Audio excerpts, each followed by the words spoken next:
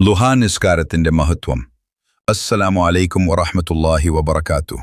പ്രിയ സഹോദരങ്ങളെ, നാം പലപ്പോഴും ഉപജീവനത്തിനും ഐശ്വര്യത്തിനും മനസ്സമാധാനത്തിനും വേണ്ടി അള്ളാഹുവിനോട് ദുആ ചെയ്യാറുണ്ട്. എന്നാൽ അള്ളാഹുവിന്റെ റസൂൽ സ്വല്ലല്ലാഹു അലൈഹി വസല്ലം നമ്മെ പഠിപ്പിച്ച വളരെ മഹത്തായ ഒരു സുന്നത്ത് നിസ്കാരമാണ് ളുഹാ നിസ്കാരം. സൂര്യോദയത്തിന് ശേഷം സൂര്യൻ ഉയർന്നു കഴിഞ്ഞു മുതൽ ഉച്ചയ്ക്ക് മുമ്പ് വരെയുള്ള സമയത്താണ് ളുഹാ നിസ്കാരം നിർവഹിക്കുന്നത്. കുറഞ്ഞത് 2 റകാത്തും കൂടുതൽ 12 റകാത്ത് വരെ നിസ്കരിക്കാവുന്നതുമാണ്. ഈ നിസ്കാരത്തെ പല പണ്ഡിതന്മാരും ഐശ്വര്യത്തിന്റെ നിസ്കാരം എന്നും വിശേഷിപ്പിച്ചിട്ടുണ്ട്.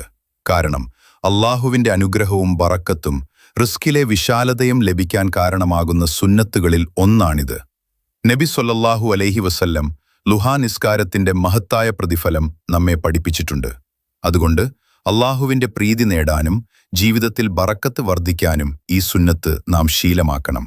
അതോടൊപ്പം യഥാർത്ഥ ഐശ്വര്യം സമ്പത്ത് മാത്രമല്ല, അള്ളാഹുവിന്റെ തൃപ്തിയും മനസ്സമാധാനവും ആരോഗ്യവും കുടുംബത്തിലെ അനുഗ്രഹവുമെല്ലാം ഐശ്വര്യത്തിന്റെ ഭാഗമാണ്.